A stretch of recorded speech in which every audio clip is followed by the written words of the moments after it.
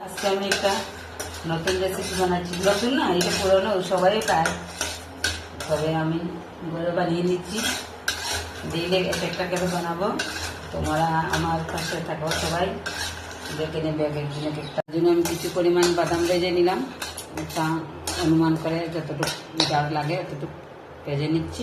দেখো, cow cow মানে পেঁয়াজ দিয়ে খেতে ভালোবাসে, কাউ মানে সরষ, কারি পাতা, এগুলা সব কিছু পরিমাণ আলু কেটে নিলাম, একটু পেঁয়াজ কেটে নিলাম।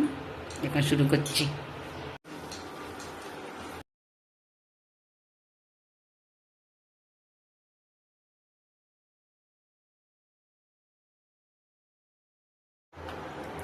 এবার আমি প্রথমে তেল ঢেলে নিলাম,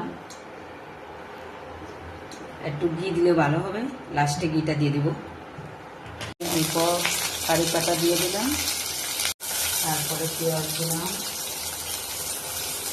না দেবো চলে, তবে পেঁয়াজটা দিলে একটু ভালো হয়।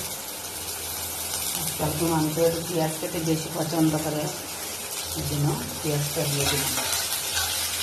তারপরে আলুটা দিয়ে দিলাম, কিছু কিছু করে আলু কেটে রেখেছিলাম, ওগুলা দিলাম।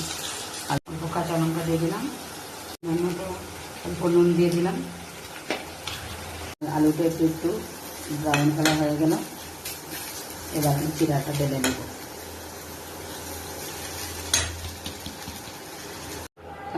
অল্প পরিমাণ চিনি দিয়ে দিলাম।